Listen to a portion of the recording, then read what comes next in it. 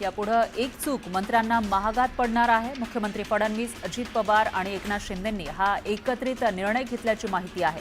सातत्याने वादग्रस्त विधानांमुळे सरकारवर जनतेचा रोष वाढतोय, त्यामुळे यापुढे मंत्र्यांनी कुठलीही चूक केल्यास खपून घेणार नाही, अशी तंबी महायुतीच्या तिन्ही प्रमुख नेत्यांनी सर्व मंत्र्यांना दिली। अलमट्टी धरणाची उंची वाढवू नये अशा मागणीचं पत्र मुख्यमंत्री फडणवीसांनी केंद्रीय जलशक्ती मंत्री CR पाटील यांना लिहिलं। कर्नाटक सरकारचा अलमट्टीचा उंचीचा निर्णय हा 519.6 मीटरवरून 524.256 मीटर करण्याचा प्रस्ताव आहे। उंची वाढवल्यास सांगली आणि कोल्हापूर जिल्ह्यात पूरस्थिती गंभीर होण्याची शक्यता आहे, असं मत मुख्यमंत्री फडणवीसांनी व्यक्त केलंय। केंद्रीय मंत्रिमंडळाच्या बैठकीमध्ये महत्त्वाचे 6 निर्णय घेण्यात आले। मंत्रिमंडळानं 4 बहुमार्गीकरण प्रकल्पांना मंजुरी दिली आहे, तर महाराष्ट्रातील छत्रपती संभाजीनगर ते परभणी रेल्वे दुहेरीकरण प्रकल्पास मंजुरी देण्यात आली। या 4 प्रकल्पांसाठी सुमारे 11,169 कोटी रुपये इतका खर्च येणार आहे। महाराष्ट्र एकीकरण समितीच्या शिष्टमंडळानं मुख्यमंत्र्यांची भेट घेतली। यावेळी 6 दशकांपासून प्रलंबित असलेला सीमा प्रश्न चर्चेतून सोडवण्याची मागणी करण्यात आली। सीमा भागातील मराठी माणसांवरील अत्याचाराबाबत जाबही विचारण्यात आला। कृषी मंत्री माणिकराव कोकाटेंचं खातं बदललं जाणार असल्याची माहिती सूत्रांनी दिली आहे। कृषी खात्यासाठी दत्ता भरणेंच्या नावावर शिक्कामोर्तब झाल्याची माहिती विश्वसनीय सूत्रांनी दिली। मंत्री कोकाटेंचा राजीनामा घेण्यात यावा असं वक्तव्य शेतकरी नेते राजू शेट्टींनी केलं, तर कोकाटे राजीनामा दिल्यानंतर तोंड उघडतील अशी भीती असल्यामुळेच राजीनामा घेत नसल्याचा आरोपही शेट्टींनी केला। अजित पवार मुख्यमंत्र्यांच्या भेटीला गेले असताना धनंजय मुंडेही मुख्यमंत्र्यांच्या भेटीला गेल्याचं दिसून आलं, त्यामुळे आता धनंजय मुंडेंची पुन्हा मंत्रिमंडळामध्ये एंट्री होणार का अशा चर्चांना उधाण आलंय। उपमुख्यमंत्री एकनाथ शिंदेंच्या उपस्थितीमध्ये शिवसेनेच्या खासदारांची बैठक झाली। अचानक दिल्लीत आलो नाही अशी प्रतिक्रिया दिल्ली दौऱ्यावरून एकनाथ शिंदेंनी दिली। जालन्यात भाजपनं काँग्रेसला मोठा धक्का दिलाय। काँग्रेसच्या कैलास गोरंट्याल यांनी भाजपमध्ये पक्षप्रवेश केला। प्रदेशाध्यक्ष रवींद्र चव्हाण यांच्या उपस्थितीमध्ये हा पक्षप्रवेश झाला। मी शिवसेनेमध्ये प्रवेश करताना यांनी मला गद्दार म्हटलं होतं, आता खऱ्या अर्थानं गद्दार कोण असं म्हणत कैलास गोरंट्याल यांच्या पक्षप्रवेशावरून अर्जुन खोतकर यांनी टीका केली। बीडमधील महादेव मुंडे हत्या प्रकरणी SIT स्थापन होणार असल्याची माहिती मुख्यमंत्री फडणवीसांनी दिली। ज्ञानेश्वरी मुंडेंनी मुख्यमंत्र्यांची भेट घेतली। यावेळी आरोपींना तात्काळ अटक करण्यात येईल असं आश्वासन फडणवीसांनी दिलं। बीड आणि परळीमधील गुन्हेगारी संपवून टाकणार असल्याचं वक्तव्य मुख्यमंत्री फडणवीसांनी केलंय।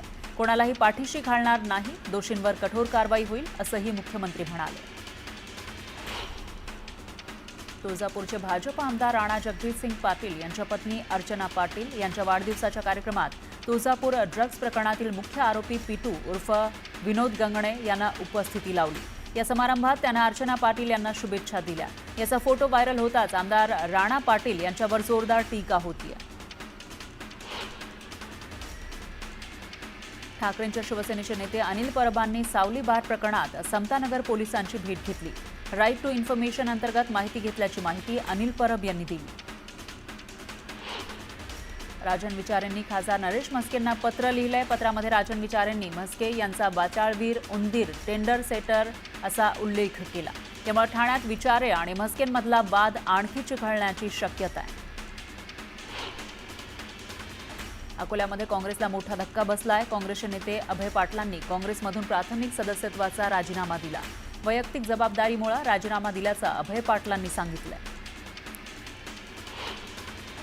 भंडारा जिल्हा मध्यवर्ती सहकारी बँकेच्या उर्वरित 6 जागांवरही महायुतीच्या उमेदवारांनी विजय मिळवला।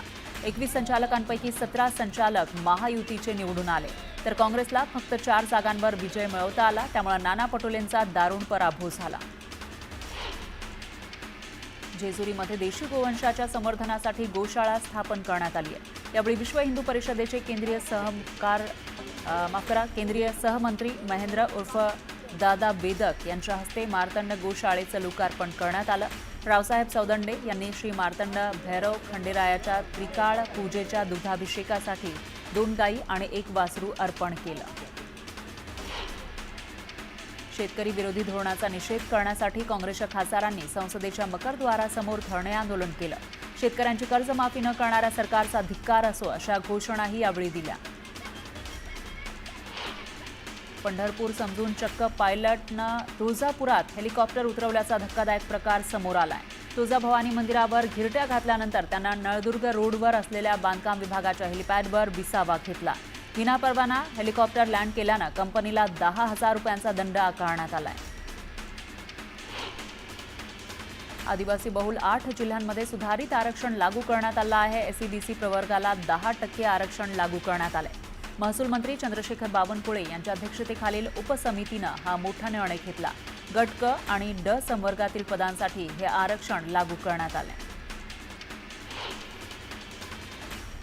बीडच्या परळी तालुक्यातील नंदागोळ इथले रहिवासी ज्ञानदेव उर्फ गोट्या गीतेवर मकोका अंतर्गत कारवाई करण्यात आली आहे. महादेव गीते हत्या प्रकरणी गोट्या गीतेवर ही कारवाई करण्यात आली. प्रांजल खेबलकरच्या फोनमध्ये आक्षेपार्ह व्हिडिओ आणि चॅट असल्याची माहिती पोलिसांनी कोर्टात दिली. तर मुलीचा फोटो पाठवत असा माल पाहिजे असा मेसेज केल्याची माहिती पोलिसांनी कोर्टात सादर केली. दरम्यान प्रांजल खेबलकर यांना 14 दिवसांची कोठडी सुनावण्यात आली आहे. बार्शीमध्ये तालुकाध्यक्ष शांताराम जाधव यांची 2 वाहनं चालण्यात आली. व्हिडिओ पोस्ट करत रोहित पवार यांनी माजी आमदार राजेंद्र राऊत यांचे पुत्र रणवीर राऊतवर गंभीर आरोप केले. जहागिरी गेली पण फुगिरी गेली नाही अशा शब्दात रोहित पवारांनी माजी आमदार राजेंद्र राऊतांना टोला लगावला. राज्यातील 1,10,000 एकल महिलांची मुलं सरकारी योजनांच्या लाभापासून वंचित असल्याचं समोर आलंय. रखडलेला लाभ तातडीनं देण्याची मागणी करण्यात आली आहे. यासाठी साऊ एकल महिला समितीनं श्रीरामपूर प्रांताधिकाऱ्यांना निवेदनही दिलं.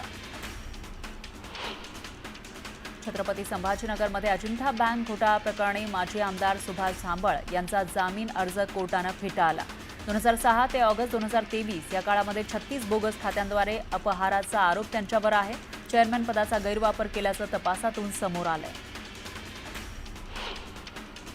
बृहन्मुंबई महानगरपालिकेकडून कमला मिल्स इथल्या अनधिकृत संरक्षक भिंत आणि शेडचं बांधकाम जमीनदोस्त करण्यात आलं.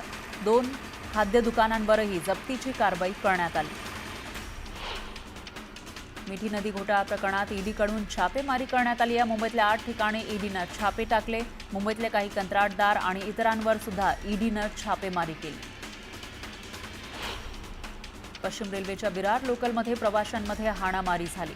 वैतरणा आणि सफाळा रेल्वे स्थानकादरम्यान ही घटना घडली आहे. सफाळे आणि पालघर इथल्या प्रवाशांमध्ये हाणामारी झाल्याची माहिती आहे. तर ट्रेनमध्ये चढताना धक्का लागल्यानं हा वाद झाला.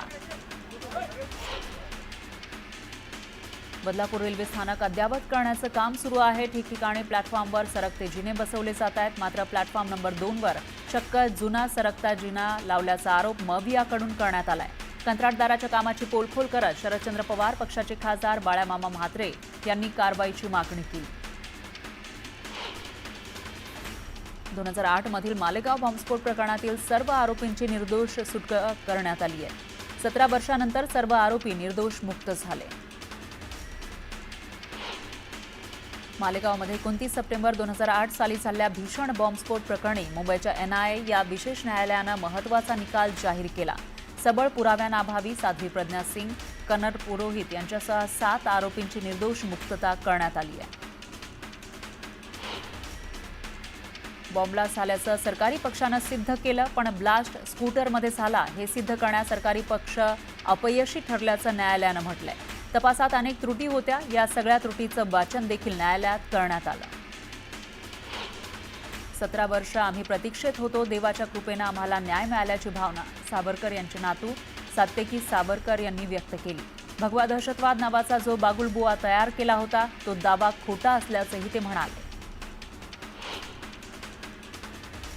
मालेगाव बॉम्बस्फोटाबाबत ज्यांनी खोटे आरोप लावले त्यांच्यावरही कारवाई व्हायला हवी. खोटे पुरावे सादर करणारे तपास अधिकारी, राजकीय दबावाखाली आरोपपत्र दाखल करणाऱ्या नेत्यांवर सुद्धा कारवाई व्हावी अशी मागणी वकील गुणरत्न सदावर्तेंनी केली आहे.